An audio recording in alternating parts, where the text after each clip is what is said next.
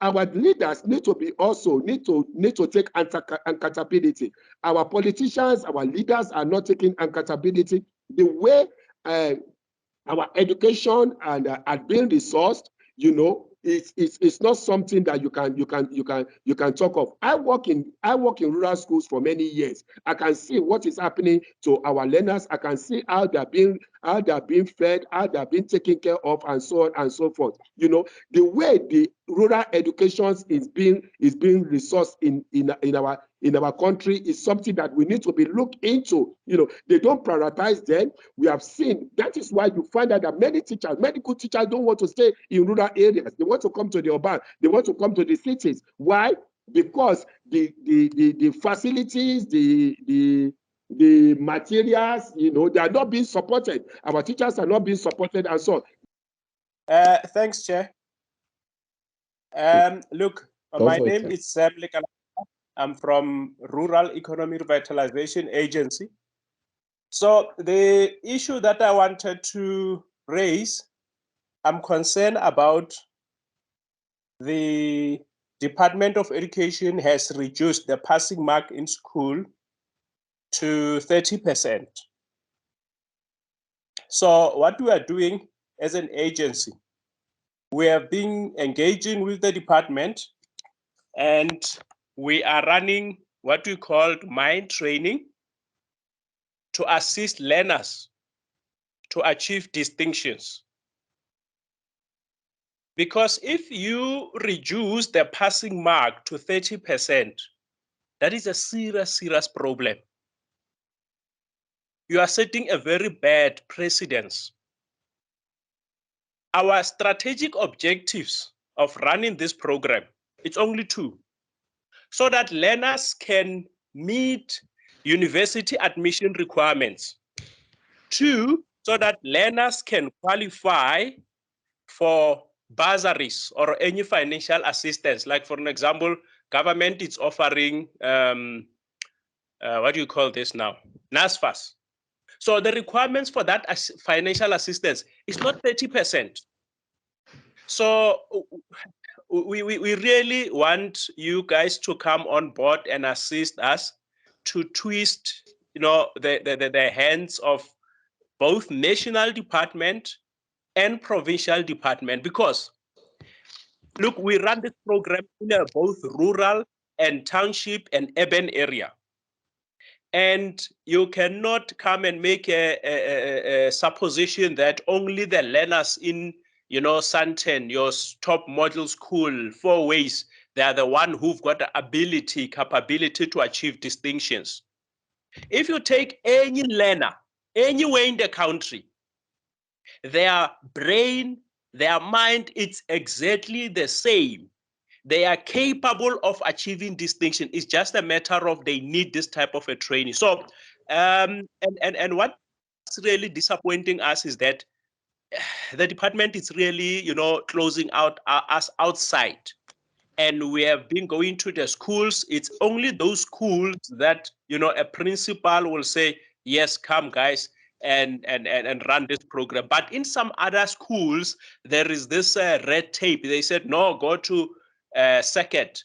And you go to second, they say go to district. You go to district, they go to the provincial department. Go to provincial, go to national. Eventually, you know, the end is finished. The end of the year is finished. The year is finished, and you are not able to run this. So we actually want to take this platform and say we need to train our learners to achieve distinction. Each and every learner have got a capacity to achieve that, and it's not a matter of they are less resourced or whatever. Our program is actually helping them, and we've got some schools and learners that we have trained, and they have achieved that distinction. This thing is only going to widen up the gap between school and the university. And most of the learners, they are dropping out at school because they just can't cope. And those who manage to go to the university, they are not coping at all, because remember, at the school, they are teaching and you come with 30% passing mark. It's not at the university, the passing mark is not 30, it's not even 50%. It's about that. And they are not teaching, they are lecturing. So what does that say? Literally, I mean, our government is feeding our kids to the dogs. Thank you very much. Chair, I've listened to all the inputs that the colleagues have been making, but I want to go back to, before we deal with education, to go back to what the chairperson of SIRAG has had to say this morning regarding youth unemployment. It's all fine and well for us to talk about the gaps and the lack of resourcing and the lack of will in the education system. But when we look at our youth and the youth unemployment in this country, even if we have the best education system in the world, they're leaving schools without jobs to go to. So unless we start addressing the problems holistically and not just looking at particular aspects of it, we're always going to have these problems. We have, in your presentation, you spoke about our Constitution and it being the supreme law of the country. The Constitution represents the will of our people. The Constitution is enforceable. The Bill of Rights is enforceable. If we are saying that there are things in this country that are not working, and we know that for a fact in this era of state capture, things are definitely not working, then we should be saying that we must be looking first and foremost to our founding document, which is our Bill of Rights and our Constitution, and say, look, what are the things that are not working? Education is not working. Employment is at an all-time high. It's not working. We have social ills. We have lack of access to healthcare. We have a lack of access to basic services. Across the board, our government is letting us down. Our Constitution is a way to hold government to account. So we have to start strategizing about how to do that. So if we say priority has to be education because the youth are the future of this country, we have to look at education holistically. I like the point that Mr. Abilana made, for instance, about how our education system as a whole is not suitable to our African context. This is true, but it goes deeper than that. The education system is designed to create workers, give you just enough so that you can be a good, useful little worker, but not enough so that you can think for yourself. Education, it was said by a justice of the Constitutional Court, is the way that human beings know and have a grasp of who they are. So in the Christian education case in 1996 already, then Justice L.B. Sachs said that this is our means to self-expression. So if we say that's our priority, then as SIRAG and as the supporters of SIRAG, we need to then say, all right, well, this is our priority, and how do we hold government to account in terms of our Constitution for the lack in our education system? And then, I mean, set our priority lists from there in terms of access to services, and never forgetting that our number one pillar is always the dignity of the human being and how to best give expression to that in all the efforts that we undertake. So this is a huge elephant that we have to chew, but like we do it, it's one bite at a time. Thank you so much, Chair. Okay, thank you so much for the opportunity. I just wanted to say this issue regarding the unemployment, education, and the youth. I've been very passionate about it. Actually, already in September 2020, I sent a presentation to the Basic Education Ministry highlighting this issue around our education system.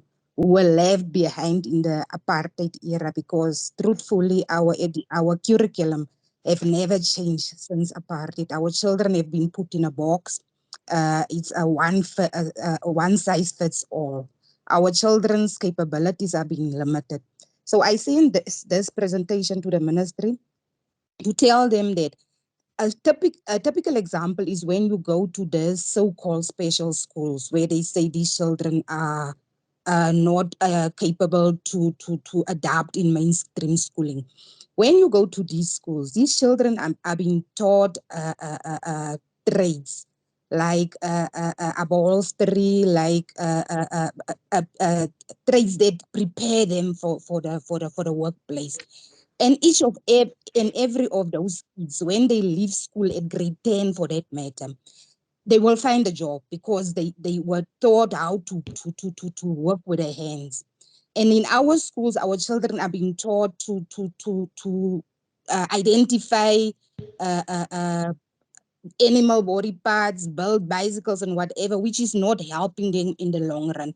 Not all of our children have that capability to go to university or are academically gifted. So the suggestion that I gave to them is that to take the burden out of the higher education, they must start introducing these entrepreneurships and trades into schooling. From, let's say, from grade 4, you can identify a child who have the capability to do something with his hands. There are children who want to be farmers. There are children who want to be who excel in athletics. Every child is unique. So there are facilities, sport facilities at schools. So those children must be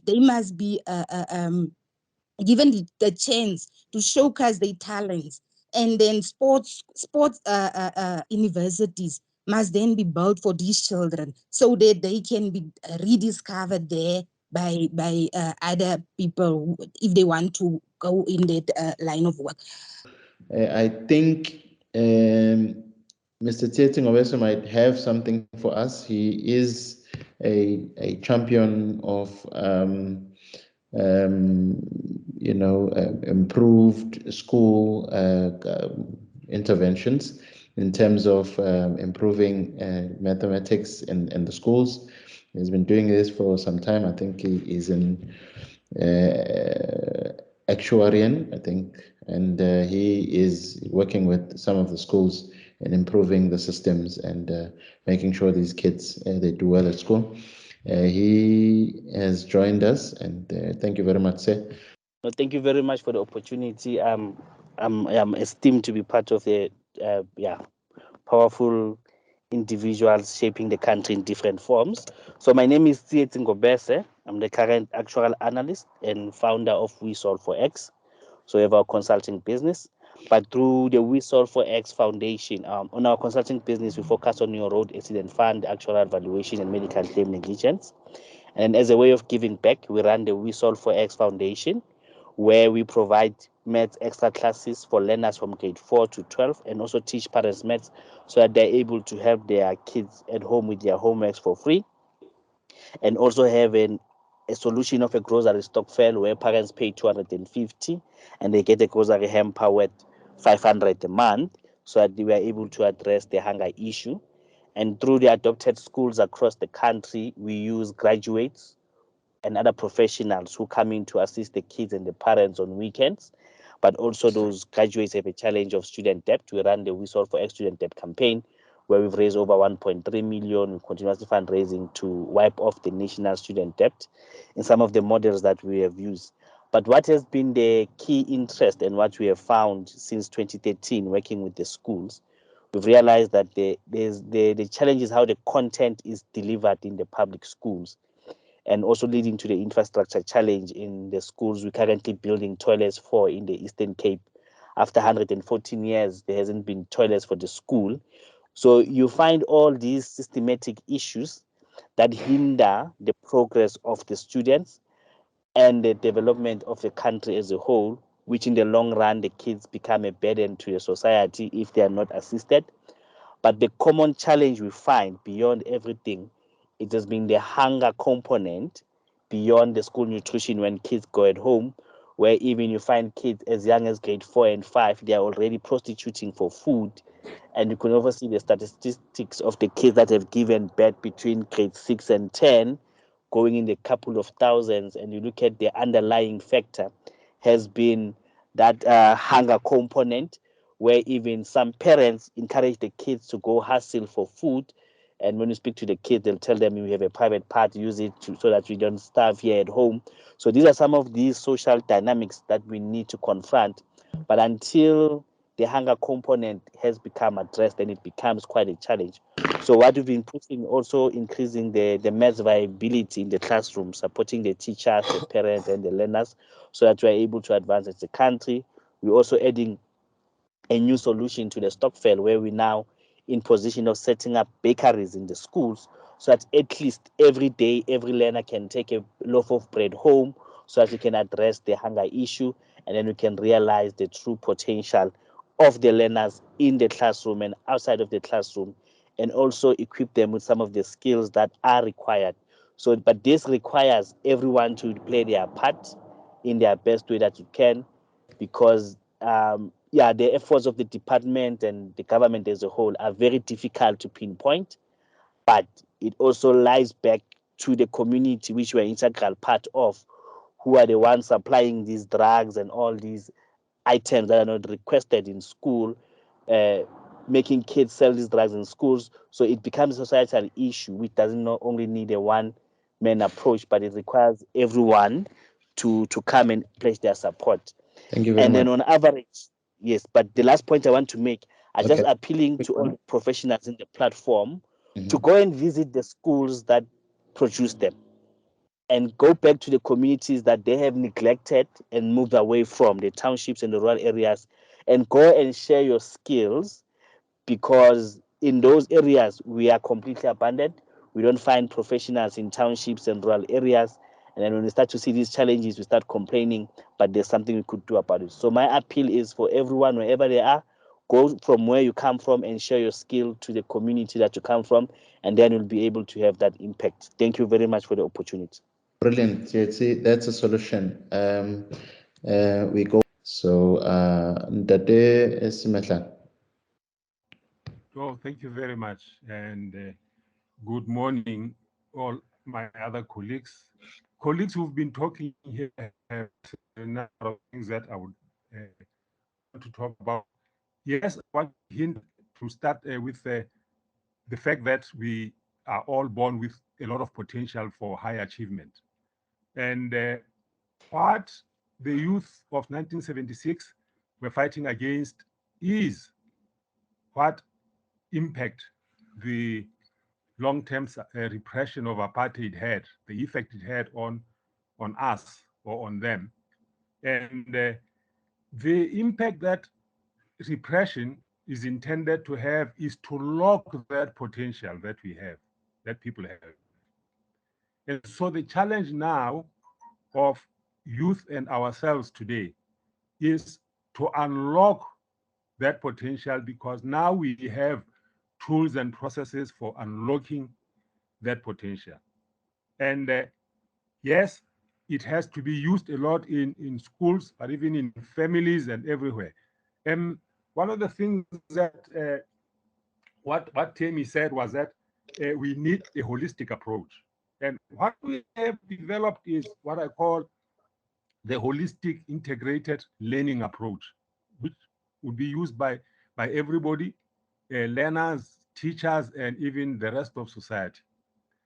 What this does is long-term repression and excessive fear constrains blood and energy away from the higher thinking brain, and it redirects it to the primitive brain that is only concerned about protection, self-protection, and the rest. And it redirects it to the muscles so that we can be ready for action.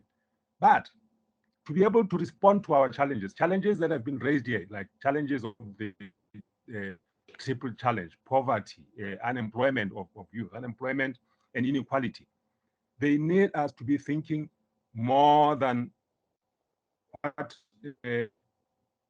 long-term repression has denied us.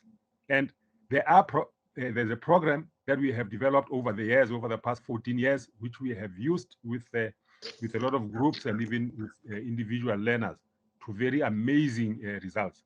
Now, the good thing is that as we talk now, the program has been shared as a chapter with one book that is intended to help second language teachers and learners of science, so that we don't have to, as Samuel said, so that we don't have to lower the pass rates, the stage to improve the performances of teachers and learners.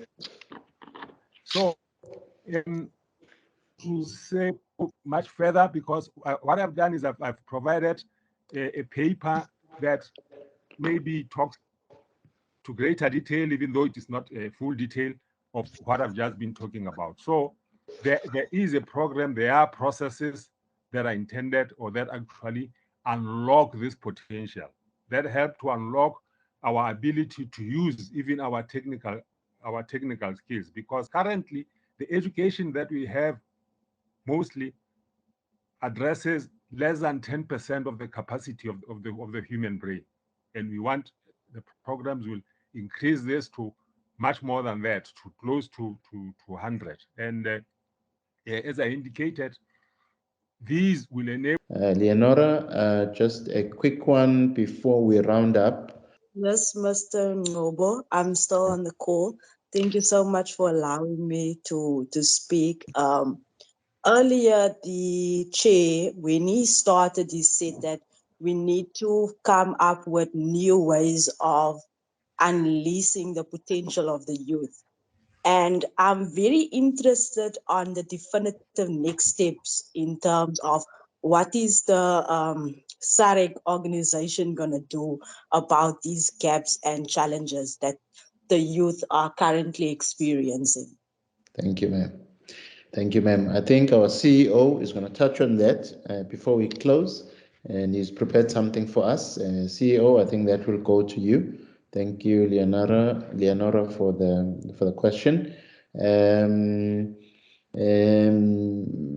Jamela, just a short one. Jamela, the screen is yours. Thank you, MC. I want to be short. I want to acknowledge all the inputs that have been made, most of which, of course, I agree with, and some are debatable as we try to put some interventions in place in the condition of youth in our country. But one thing that I wanted to say was that SIRAG, by virtue of its name, gave some of us some hope that we might just be able to address the elephant in the room. But I wanted to say, as an organization, and some of us who are interested in really participating in the activities of the organization, one of the things that we should not underplay is the power of consciousness.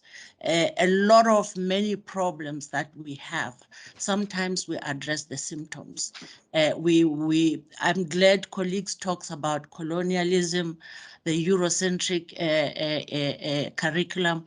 What are these things doing to the identity of our children and to their outlook in life? Because now they have been given a Eurocentric standard that doesn't fit into how as African children and youth should live. So for me, it's like we really need to be also address the issue of consciousness. I had a colleague who used to say, Gembela apartheid is kubaze ingqondo. And that you can see that sometimes we can be our own enemy when we allow the state to squander public funds. What is the impact of that? When we allow high levels of youth unemployment, what is the impact of that in our GDP? Because we are obviously not using our human capital optimally. So these things are complex and intertwined. No one entity can address it itself, but SIRAG as this body who wants to see to try and help the country. My input would be, let us also address the issue of the mindset. There, Sam, quick one coming back to you. 10 seconds, 15 seconds most. Thanks, Chair. I'm going to be very brief. Look, I just want to touch on the issue of youth unemployment and bullying in school. So earlier on, I mentioned this program that we run of mind training to assist learners to achieve distinctions. So this program so much interlinked with the youth unemployment to address that issue. To be honest with you, you know very well this. I mean, if you look at the schools that are there in South Africa, there is no way that we can have capacity to really, roll out this training in all the schools, so to speak. So we are thinly spread. But now we also have beneath this program the option of doing train the trainer kind of a thing. And what we were targeting at, it was to target this unemployed youth, to train them to assist us to roll out this program. So when we, get this pull a plug kind of an approach from national and provincial department, then actually make everything fall flat. And the mind training program was not just only to address or assist the learners to achieve distinction. It was also to address the issue of bullying. As you all know, this attitude of bullying is the problem upstairs here. So it was meant to empower the learners who are bullying, because I mean, we know the root cause of it. It could be from home or from the environment, is to empower them to overcome that attitude, and also to empower the victims of bullying. Because if you are really being bullied at school, there is no way you can actually perform optimally, to a level of your all capacity. So we wanted to address that. And if you look in Gauteng, our MEC for education, Panyaza Lesufi, he's like now a firefighter. Every now and then, when there is a bullying there, he will rush. So the government's approach, it's very reactive. And our approach that we sold to them, it's proactive, because you go there, you train these learners, and they will be able to overcome that, and you'll give those who are actually the victims of that mental tenacity to be able to stand against that and perform very well at school. But look what's happening in Limpopo there. We've got a learner who committed suicide. And this is just one of the incidents. It's just a tip of an iceberg. So what about in school where now these things are not really being captured by the media? So this thing is really terrible. It's a pandemic in the school. So we really want to appeal to you, Chair. Please assist us to unlock the blockages that we experience in terms of bringing up this solution-based approaches. So I will just hand over to my CEO. I think all the hands are down, to just give us an overview in terms of CYREC's approach to the problem. CEO, Advocate Aubrey.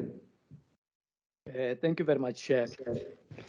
Yep, just in a nutshell, I've had the fellow colleagues' the submissions regarding what needs to happen, as well as I think it was the last question from one of the participants, just asking the CYREC, the institute, as to how it's going to assist in this particular regard when it comes to all these particular matters. Maybe let me just start by indicating that as CYREC, we've got a number of identified objectives, and these objectives are aligned mainly with the challenges that we have in the country. And as well, we tried to zoom specifically into entities that need to make it possible that our people's rights are achieved, because everything that we've been talking about here, it's about our people's human rights. So one, to start with, as CYREC will be zooming into the mandate as well as the governance within Chapter 9 institutions of our country, because those are the bodies that actually have to promote and protect the rights of our citizens. So when we talk about the right to education, we know we have to run quickly to the Human Rights Commission and engage around all these particular aspects that have been raised. You see, for example, I don't know whether it was Jamela who spoke about what I would term to be the cognitive ability of pupils. And she talked about the question of identity, which relates similarly to the second video that we saw earlier on. You see, all those particular aspects, they really relate to our language aspect. In order for people to unleash their potential, in order for people to unleash their cognitive ability, they have to use their languages. In that regard, we will be able to go somewhere. We will be able to help even the state itself when it comes to the question of unemployment, which is really a key issue that we are faced with as a state. Two, we are dealing with issues of technology and human rights. So those are some of the things that we'll be looking into as the Institute, the issue of whistleblowers, the aspect of social security. So all these particular matters that have been brought to the fore are really covered within our mandate. If not, it's just really a question of contextualizing them accordingly within the objectives that we have already identified for ourselves. But critically, one can just applaud all the submissions that have been made, specifically with regards to, I don't know who spoke about the aspect of constitutional imperatives. Someone made mention to us having to ensure that we go back to the Constitution, remind the state as to what it has to do, its obligations. So that's one of the aspects that relates to governance. Because here we are dealing with the issue of youth and governance.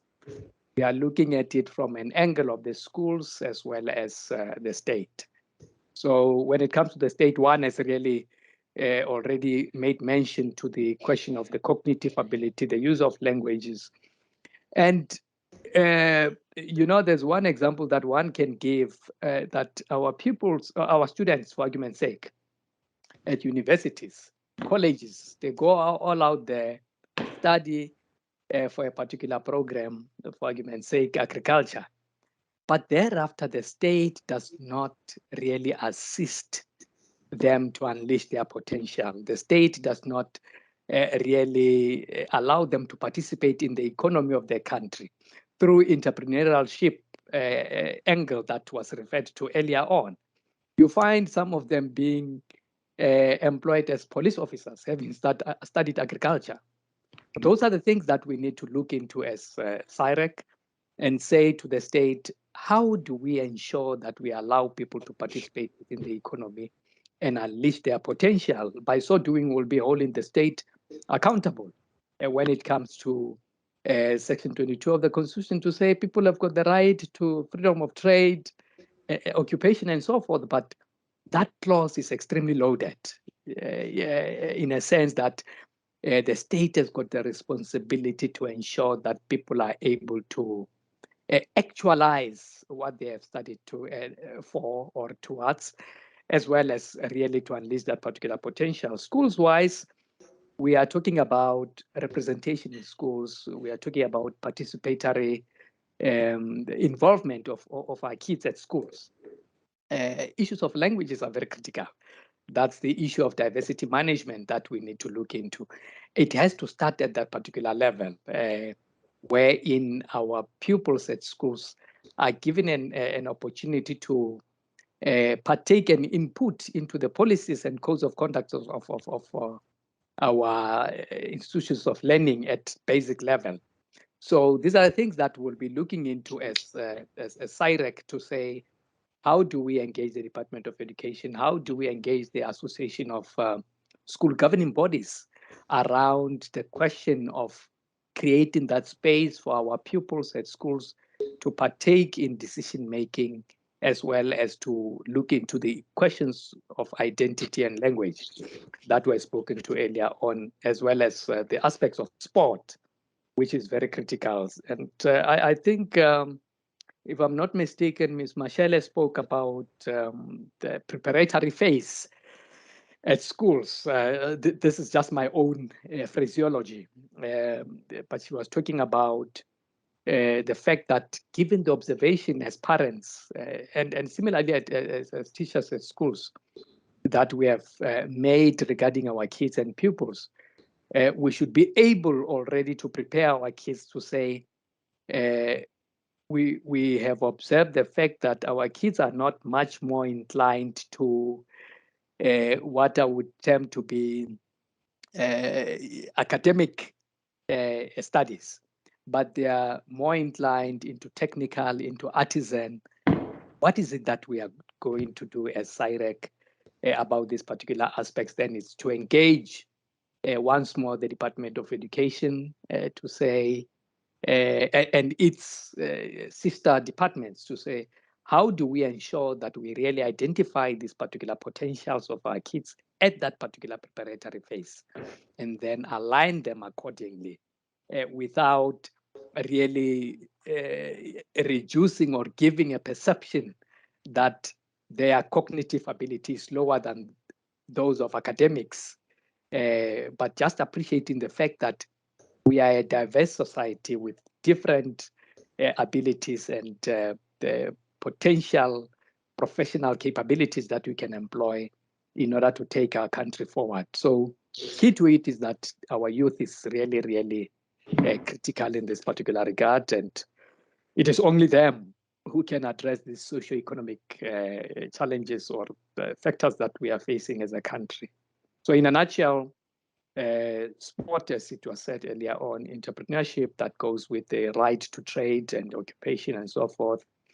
The question of diversity management, issues of identity, language, and so forth are very critical. So we need to really look into these particular aspects, and surely within SIREC and with the assistance of our participants and fellow colleagues, fellow citizens out there, would really be able to reach a number of milestones that we are looking forward to. Thank you very much. So yeah, thank you very much, colleagues. Thank you very much for attending, for spending your time in commemorating the youth of 1976, the 46th celebration with SIREC, as we are kickstarting what is an interesting journey, I think, for all of us. To hold all the institutions, would it be private, would it be public, you name them, we are going to be holding them responsible in terms of how they should be governing and wanting them to be accountable. And thank you very much for making this day a success.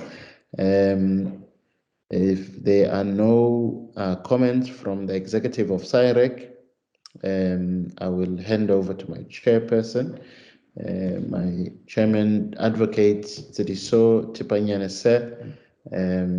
Please usher us. Yes. Thank you, Program Director, and also for the colleagues for being here with us again up until now. Let me just start with the easier ones about cooperation. We'll certainly be launching our website soon, as well as launching SIREC, and then where everything then will be out there. And of course, we are very keen on collaborating with anyone around our objectives, as well as the focus areas, which some of them have been outlined by our CEO today. So let me make that clear, and of course you are able to contact us, anytime to make those suggestions as to how we can collaborate in pursuit of our mandate. Now, on the closing remarks, then I just want to start by saying that Advocate Carter reminded us earlier on today that the Constitution basically reflects the will of our people. And that will, as we saw in 76, is really about having a responsive and accountable governance of both public and private institutions. But also, if you look at the preamble, also, again, our people made it very clear that, we do need to improve the quality of life for all citizens in this country, as well as free the potential of everyone. And I think this is what we'll be talking about today. And therefore, in this context, then, 76 then is a reminder, of the impact of this potential once it is released. And unfortunately, as we were saying earlier on, that, and sadly, 46 years later, things seem to be really getting worse in terms of the state of affairs of the youth in our country. And it's very clear, colleagues, that we cannot continue like this, where we are losing our young people to poverty, to violence, and to unemployment. And yet, on the other hand, we cannot progress as a country without the involvement of the youth, without proper investment of the youth. And therefore, for us, this day is very important in that sense that we really need to go back to the drawing board and find ways in which we could really get our youth to get more involved. I was looking at the stats now. The IC said in 2019, there was a 47% decrease of youth voter turnout. And we know that, we have more than, 7 million people in our country not voting. And therefore, you could imagine if the youth were also participating more actively in matters of governance, it will really change the political landscape. So we really need to work very hard as CIREC, as partners, to ensure that this really happens in a much more effective manner. And therefore, we really need your support for us to work together to ensure that, we do help our young people in various ways to feel that they're part of us and they have a role and a role to play in building our country. And therefore, we will, as CIREC, then really go out to see what we can do. And therefore, one of the programs we'll be identifying as CIREC is to see how we can get more involved in issues of youth and help the youth, to unleash this potential so that at least our country could be a much better country than it is today, and that we could see many young people getting less involved in issues of crime. We have very high levels of crime in our country, gender-based violence, violence in schools, and largely the youth are also involved. If you look at the crime stats, you realize that actually 60% of our crimes are caused by young people, as well as the majority of victims of crime in our country are also young people. And really, this is just a waste of resources, resources which we need to develop our country, to address issues of poverty, unemployment, and so forth. So we really we are happy that everybody turned up today for this important session for us. It's an entry one, it's a beginning for us. We'll make a few mistakes, but with time, we'll definitely get better and better. That we guarantee. So I really want to thank everybody. I want to thank our program director for steering the ship, as well as our colleagues in the background, IT, the videos and everything else, as well, of course, our CEO and our CFO for putting this event together at a very, very short notice. We only thought of this thing last week Sunday, and I didn't think it would happen. But anyway, colleagues persisted, and here we are. So I really thank everybody for coming to be with us, and also take this journey with us going forward to ensure that there will be indeed a responsive and accountable governance in our country, at schools, in our private sectors, and everywhere else, so that we can then unleash the potential of all our people to make this country really great. South Africa is a very rich country, and we can therefore not afford to have many people in our country going to bed without food.